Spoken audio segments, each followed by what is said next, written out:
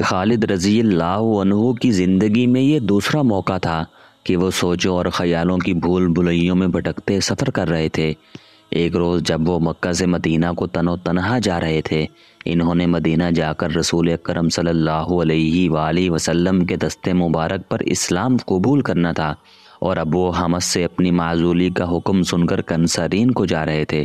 ان کے ذہن میں اضطراب کا رنج و عالم اور نہ جانے کیسی کیسی سوچوں کا طوفان اٹھتا تھا، اور وہ اس طوفان کے زناٹے سنتے جا رہے تھے۔ گھوڑے نے انہیں کنسرین پہنچا دیا۔ شہر کے اندر جاتے ہی انہوں نے اپنے اس گھوڑ سوار دستے کو بلایا جو انہوں نے اپنے ہاتھوں تیار کیا تھا۔ یہ چنے ہوئے سواروں کا دستہ تھا۔ اس دستے نے اپنے سے کئی گنا قوی دشمن کے پاؤں اکھاڑے تھے۔ اس دستے سے خالد رضی اللہ عنہ کو بہت ہی پیار تھا۔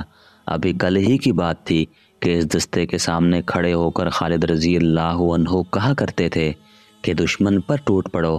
آج وہ اسی دستے کے سامنے رنج و عالم کا مرقع بنے اپنے گھوڑے پر بیٹھے تھے۔ خالد رضی اللہ عنہ اپنے اس محبوب دستے سے نہ جانے کیسی کیسی باتیں کرنا چاہتے تھے۔ انہوں نے بولنا چاہا تو ان پر رخت سی طاری ہو گئی۔ وہ اس دستے کی جدائی برداشت نہیں کر سکتے تھے۔ انہوں نے انتہائی مختصر الفاظ میں سواروں کی کامیابیوں کی، ان کی برق رفتاریوں کی، ان کی جانبازی اور سرفروشی کی دل کھول کے تعریف کی۔ پھر انہیں بتایا کہ وہ ہمیشہ کے لیے ان کا ساتھ چھوڑ رہے ہیں۔ سواروں کا رد عمل یہ تھا کہ جیسے ان کی سانسیں رک گئی ہوں۔ دردناک سا ایک سکوت تھا جو ان پر طاری ہو گیا تھا۔ اس سکوت کو سواروں کی سسکیوں نے توڑا۔ خالد رضی اللہ عنہ نے گھوڑا موڑا اور وہاں سے ہٹ آئے۔ یہ منظر ان کی برداشت سے باہر تھا۔ وہاں سے خالد رضی اللہ عنہ حمص گئے، تمام مجاہدین سے ملے، بوجھل دل سے سب کو خدا حافظ کہا اور مدینہ کو روانہ ہو گئے۔ خالد رضی اللہ عنہ مدینہ میں داخل ہوئے، لیکن ایک فاتحہ سالار کی حیثیت سے نہیں کہ لوگ گھروں سے باہر آ کر ان کا استقبال کرتے۔ ان کی حیثیت ایک سزا یافتہ مجرم کسی تھی۔ اتفاق سے عمر رضی اللہ عنہ انہیں ایک گلی میں آتے مل گئے۔ ابو سلیمان۔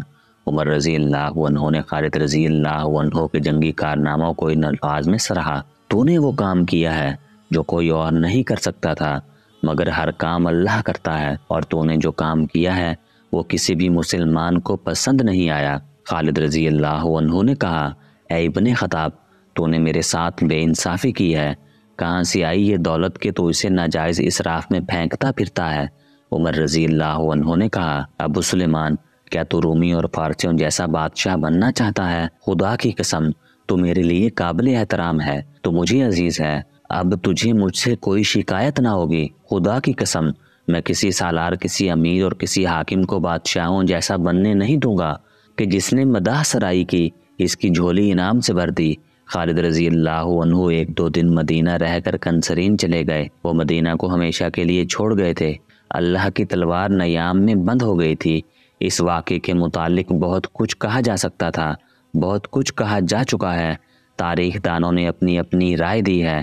بعض نے عمر رضی اللہ عنہ کے اس فیصلے کے خلاف لکھا ہے۔ خلفائے راشدین رضی اللہ عنہ کو رسوا کرنے والوں نے لکھا ہے کہ عمر رضی اللہ عنہ کے دل میں خالد رضی اللہ عنہ کے خلاف ذاتی رنجش تھی، جسے انہوں نے یوں مٹایا کہ خلیفہ بنتے ہی خالد رضی اللہ عنہ کو معزول کر دیا۔ حقیقت کچھ اور تھی۔ اگر ہم آج کے دور میں اور آج کے حکمرانوں کو سامنے رکھ کر سوچیں تو عمر رضی اللہ عنہ کا یہ فیصلہ اچھا نہیں لگتا، اور اگر ہم اس دور کو تصور میں لائیں اور گہرائی میں جائیں تو ہم اس نتیجے پر پہنچتے ہیں کہ عمر رضی اللہ عنہ کا فیصلہ صحیح تھا۔ غور کیجئے، عمر رضی اللہ عنہ نے کہا تھا کہ تم بادشاہ بننا چاہتے ہو۔ بادشاہوں کے انداز یہی ہوتے ہیں کہ جس نے تعریف میں دو کلمے کہہ دیے تو اسے انعام و اکرام سے مالا مال کر دیا۔ غور کیجئے، عمر رضی اللہ عنہ بن الخطاب کی نظر آنے والے وقت کے پردے چاک کر کے کتنی دور چلی گئی تھی۔ خلفائے راشدین رضی اللہ عنہ کے بعد آنے والے خلفاء نے انعام و اکرام کا سلسلہ شروع کر دیا تھا۔ عباسی تو روایتی بادشاہ بن گئے تھے۔ اندلس کے آخری دور کو دیکھیں، دربار لگا ہوا ہے، شاعر اور ادیب منظوم نثری قصیدے پڑھ رہے ہیں اور انعامات سے جھولیاں بھر رہے ہیں۔ خوش آمد ایک فن اور ایک پیشہ بن گیا ہے، اور ان انعام خوروں، مدح سراؤں اور خوش آمدیوں نے سلطنت اندلس کو سقوط غرناطہ تک پہنچا دیا۔ اس کے بعد سلطنت اسلامیہ بادشاہیوں میں بٹ گئی۔ ہندوستان میں مغلیہ سلطنت کے انعام مشہور ہوئے اور اس سلطنت کو زوال آیا۔ اب پاکستان میں دیکھ لیں، انعام و اکرام کا وہی مذموم سلسلہ چل رہا ہے جسے اسلام نے ناجائز اسراف قرار دیا تھا۔ خالد بن ولید نے تو اپنی جیب سے انعام دیا اور معزولی کی سزا پائی تھی، لیکن ہمارے حکمران سرکاری خزانے سے انعام دیتے چلے جا رہے ہیں۔ حقیقت یہ ہے کہ یہ غیر ممالک سے لیے ہوئے قرضوں کی رقم ہے جس پر ہم سود ادا کر رہے ہیں۔ عمر رضی اللہ عنہ کی دوربین نگاہوں نے دیکھ لیا تھا کہ انعام و اکرام کا سلسلہ چل نکلا تو اس کا نتیجہ زوال کے سوا اور کچھ نہ ہوگا۔ عمر رضی اللہ عنہ نے اس لیے بھی خالد رضی اللہ عنہ کو نہیں بخشا تھا کہ عدل و انصاف اور سزا میں چھوٹے بڑے کا فرق نہ رہے۔ انہوں نے سوچا تھا کہ انہوں نے خالد رضی اللہ عنہ کو معاف کر دیا تو یہ دستور بن جائے گا کہ سالار، امیر، حاکم اور حیثیت والے افراد کو سزا مل ہی نہیں سکتی۔ اس طرح عدل و انصاف ختم ہو جائے گا اور اسلامی معاشرہ چھوٹے اور بڑے میں بٹ جائے گا۔ عمر رضی اللہ عنہ احکام منوانے میں اس قدر سخت تھے کہ انہوں نے اپنے بیٹے کو 100 کوڑوں کی سزا دی۔ 80 کوڑے مارے گئے تو ان کا بیٹا مر گیا۔ عمر رضی اللہ عنہ کو اطلاع دی گئی۔ انہوں نے حکم دیا کہ 100 کوڑے پورے کرو، باقی 20 کوڑے اس کی لاش پر مارو۔ مدینہ سے خالد رضی اللہ عنہ کنسرین گئے، وہاں سے حمص چلے گئے اور ان کی عمر کے باقی 4 سال وہیں گزرے۔ ایک وقت آیا کہ خالد رضی اللہ عنہ تنگ دست ہو گئے۔ اہل قریش کا شہزادہ، میدان جنگ کا بادشاہ، دل کا سخی اور فیاض، ہزاروں درہم حقداروں میں تقسیم کر دینے والا انسان مفلسی کے چنگل میں آ گیا۔ تھوڑے ہی عرصے بعد امیر المؤمنین عمر رضی اللہ عنہ نے کچھ مسلمانوں کے لیے وظیفہ مقرر کیا تھا جو 3000 درہم سالانہ تھا۔ یہ خالد رضی اللہ عنہ کو بھی ملنے لگا، جس سے وہ حمص میں اپنے کنبے کے ساتھ زندگی کے دن پورے کرنے لگے۔ خالد رضی اللہ عنہ اب وہ خالد نہیں رہے تھے جن کی اس للکار آنا خالد بن ولید سے دشمن پر دہشت طاری ہو جایا کرتی تھی۔ وہ گوشہ نشین ہو گئے، ان کی زندہ دلی، خوش ذوقی اور شوخی ختم ہو گئی۔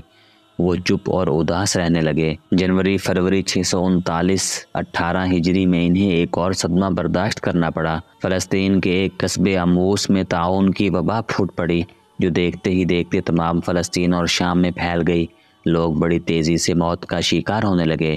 یہاں ابو عبیدہ رضی اللہ عنہ کے کردار کا ذکر بے محل نہ ہوگا۔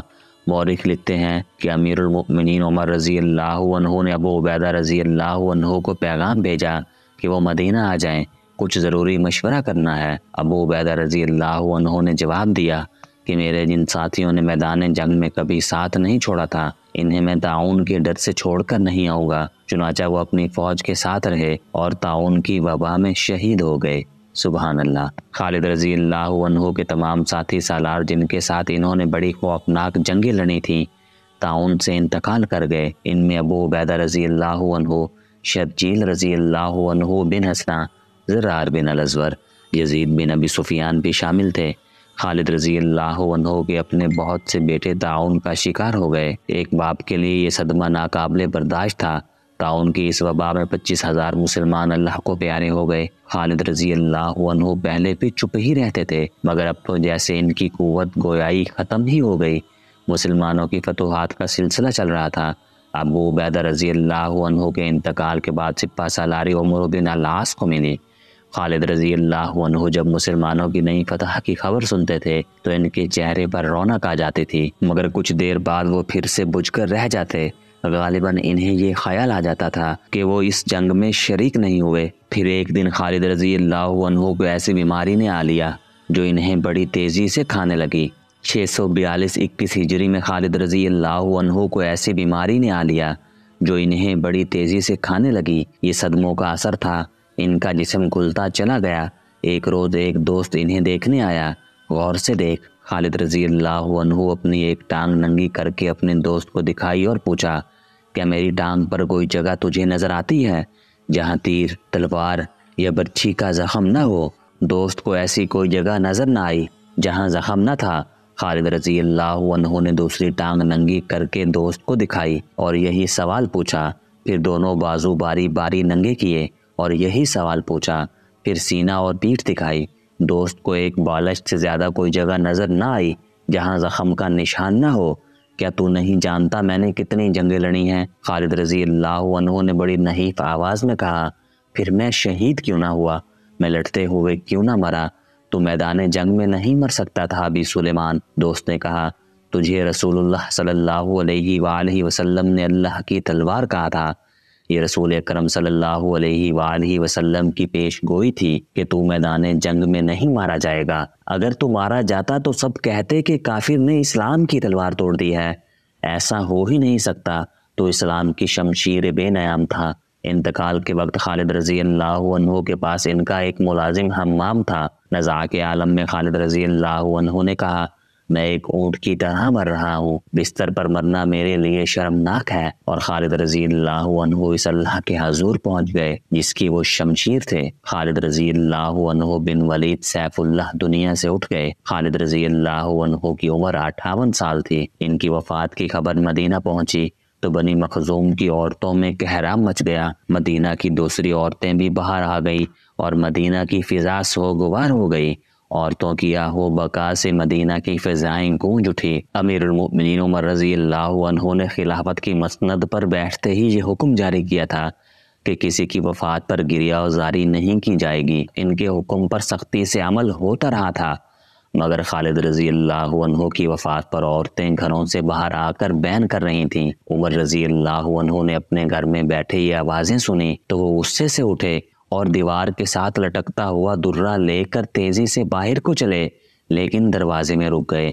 کچھ دیر سوچ کر واپس آ گئے اور درہ وہیں لٹکا دیا جہاں سے اٹھایا تھا۔ بنی مخزوم کی عورتوں کو رونے کی اجازت ہے۔ عمر رضی اللہ عنہ نے اعلان کیا، انہیں ابو سلیمان پہ رونے دو، ان کا رونا دکھاوے کا نہیں۔ رونے والے ابو سلیمان جیسوں پر ہی رویا کرتے ہیں۔ حمص میں بڑا ایک حسین باغ ہے، پھولوں کی کیاریاں ہیں، درمیان میں راستے ہیں، درخت ہیں۔ اس باغ میں ایک مسجد ہے جو مسجد خالد رضی اللہ عنہ بن ولید کے نام سے مشہور ہے۔ بہت دلکش مسجد ہے اور اس مسجد کے ایک کونے میں خالد رضی اللہ عنہ کی قبر ہے۔ خالد رضی اللہ عنہ کی داستان شجاعت جاننے والوں کو جیسے اب بھی اس مسجد میں جا کر للکار سنائی دیتی ہے، انا فارس الجدید، انا خالد بن ولید۔ سبحان اللہ۔